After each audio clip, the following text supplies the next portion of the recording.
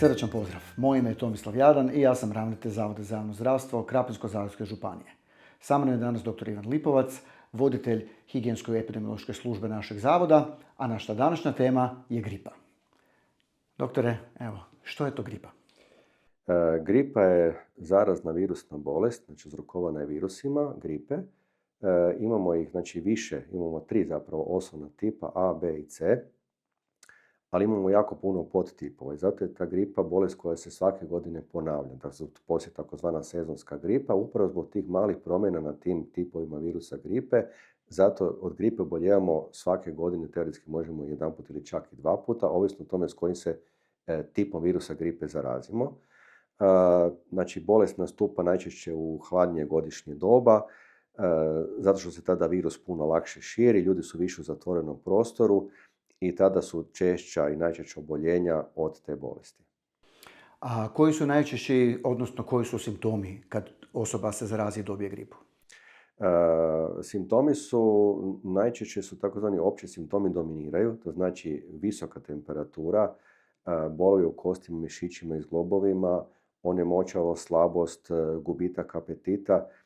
Gripeneće znači u prijevodu na latinski ščepati nekoga. Znači ona te jednostavno baci u krevet. Ljudi koji dobe pravu gripu, tipičnu gripu, oni se jednostavno ne mogu više tako reći ni dići iz kreveta, osim što mogu ići na WC i to je sve. Dakle, gripa je teška bolest u svakom slučaju. Ima svoj rok trajanja, bi rekli, znači traje minimalno 5 do 7 dana, može i 2 tjedna. Naravno, ako neko dobije komplikacije, može trajati i dulje. A što osoba treba učiniti kad se već nađe u takvoj situaciji da se zarazila sa gripom? Osoba se kao prvo treba zbog sebe i zbog drugih izolirati, znači maknuti se nekako ako ikako moguće u zasebni prostor, zasebnu prostoriju.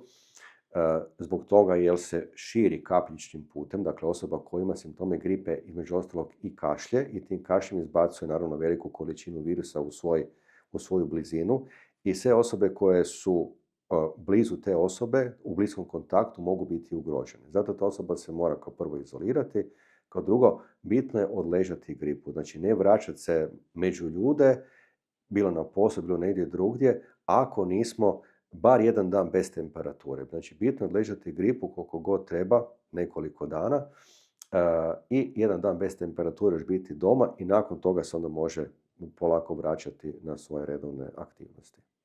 Ima li uopće potrebe onda i potražiti medicinsku pomoć, odnosno kad treba potražiti medicinsku pomoć? Medicinsku pomoć ima smisla, ne treba ići odmah kod doktora, znači može se i telefonski javiti. Danas postoje i mogućnosti testiranja kod kuće, znači neko može nabaviti ove brze antigenske teste kao što smo imali za COVID, tako može i kod gripe i može se kod kuće već napraviti sama dijagnoza da se radi o virusu gripe. Dakle, ne mora se ići odmah doktoru. Treba samo znači ostati doma, javiti se mailom ili nazvati telefonski doktora. Naravno, postoje situacije kad čovjek mora se javiti baš osobno doktoru ako primijeti nekakve dodatne simptome koji mogu biti znak komplikacija gripe. Dakle, ukoliko se jave simptomi poput pritiska u prsnom košu, nedostatka zraka, otežanog disanja, kratkog daha, zatim ako se jave simptomi u smislu izrazito jake glavobolje, naglog povraćanja, učestalog povraćanja, to su znakovi komplikacije gripe. I druga mogućnost je da nakon perioda otprilike tih nekoliko dana čovjek se osjeća bolje i da mu nakon dan, 2 nakon tog kad se osjeća bolje nastupi ponovno pogoršanje bolesti, znači da dobije ponovno temperaturu, ponovno počne kašljati, to je najvjerojatnije znak bakterijske upale pluća i u svim tim slučajevima se svakako mora javiti svom doktoru radi daljih uputa i eventualno upućivanja na bolničko liječenje. Tko je u povećanom riziku od nekih komplikacija od gripe? Da, možemo sad reći te komplikacije gripe, znači najčešća komplikacija od gripe je upala pluća koja može biti uzrokovana samim virusom gripe, ali se može naknadno nakalimiti bakterija koja dovede do takozvane bakterijske upale pluća i s time automatski se produljuje rok, trajanje bolesti. Znači bolest ne traje da više 5 do 7 dana, ga može trajati po 2 do 3 tjedna. A iduće komplikacije koje mogu biti životno opasne, znači može dovesti do smrtnog ishoda, su srčani infarkt, dakle srčani udar, može se javiti čak i moždani udar, može se javiti čak bolesti jetre, znači upala jetre, a tim bolestima su podložne osobe koje imaju kronične bolesti dišnog sustava, krvožilnog sustava, jetre, bubrega, koji imaju šećernu bolest, dakle metaboličke bolesti, osobe koje imaju oštećenja živčanog sustava u smislu da su preživjeli moždani udar ili slično. De facto sve kronične bolesti imaju povećani rizik od nastanka komplikacija od gripe. Tu mogu biti znači, i djeca u pitanju ako imaju kronične bolesti, tu su trudnice, jer kod trudnice je moguće, ako dobi trudnica gripu, može dobiti, znači može doći do pobačaja, može doći do prijevremenog poroda, može doći do poroda djeteta sa niskom porođenom težinom, a to su sve dodatni rizici i za trudnicu i za dijete. Tu su naravno i pretile osobe koje isto tako imaju povećanu sklonost komplikacijama ako obole od gripe. Sad, nakon što smo čuli ove sve informacije, evo, naravno, nameće se logično pitanje, a to je kako uopće se zaštititi i spriječiti da se ne razbolimo i da se ne zarazimo. Pa izbjegavati ako je moguće, znači kretanju nekakvim. Kao prvo, rekli smo, bitna je ta osoba, ako znamo da osoba ima simptome gripe, da se izolira, znači da ne ugrozi druge ljude oko sebe. Ne?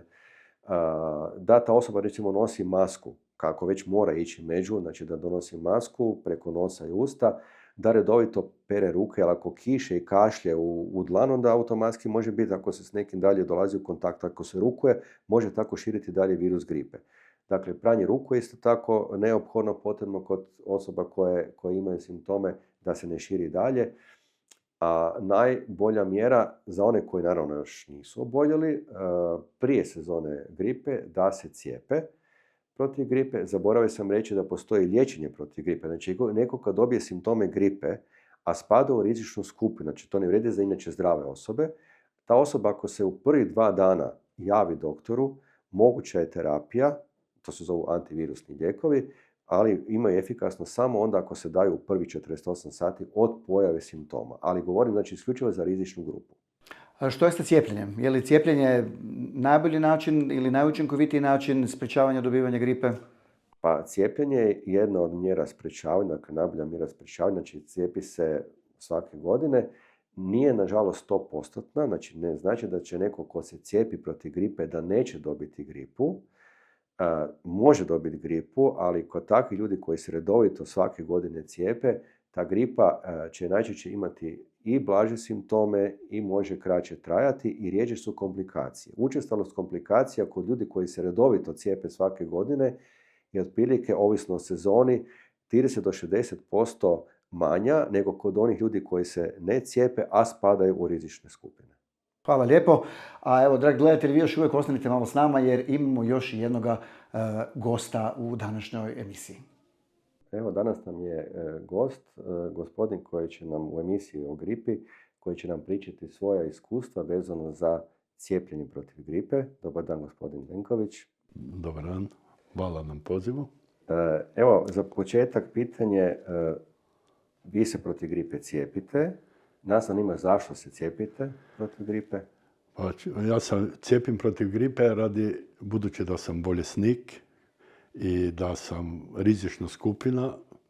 Cijepim se već 30 godina da se bi zaštitio od bolesti, jer i ako čovjek dobije gripu, a nije toliko jakog obima, nego puno lakšega prebolji, i zato sam se odlučio cijepiti i cijepim se već zadnjih 30 godina. A tko mi je preporučio da se protiv gripe cijepite? Pa preporučio mi je liječnik, jer je splet okolnosti koje sam imao, pa mi je liječnik savjetovao da bi bilo dobro da se cijepim i od onda kad sam se počeo cijepiti, nije prošla ni 1 godina da se nisam redovito cijepil. Odmah u prvim startovima kad je došao cjepivo, kad je sezona cjepiva i kad je cjepivo došlo kod mog liječnika. A da li je možda neko rekao zašto se morate ponovo svake godine cijepiti protiv gripe? Pa znate, rekao mi je, isto mi je savjetovao liječnik, da je dobro da se cijepimo svake godine, jer ipak to zaštiti moje zdravlje. Ipak sam ja onda nešto sigurniji u sebe, lakše se krećem po društvu, makar nije niti to kad te jaki navala gripe, nije preporučljivo, ali mene ne zahvati toliko koliko zahvati druge koji se nisu cijepili. Znači nemate na takav neki strah, Nemam. nego idete... Tako je. A jel znate možda gripa kakve može napraviti komplikacije kod ljudi koji obole od gripe? Pa znam da je gripa opasna. Gripa vam je opasna nešto slično kao je bio i COVID, samo kao je COVID-a puno više ljudi umire, a umire nažalost i od gripe. Pa bilo bi dobro da se stariji čovjek, po mojem mišljenju, da se cijepi. Mi se u kući svi cijepimo, od sina, snahe, žene, još ima majku živu koja ima 95 godina. Cijepimo se redovito svake godine. Evo, hvala vam lijepo. Nema na čemu, hvala i vama.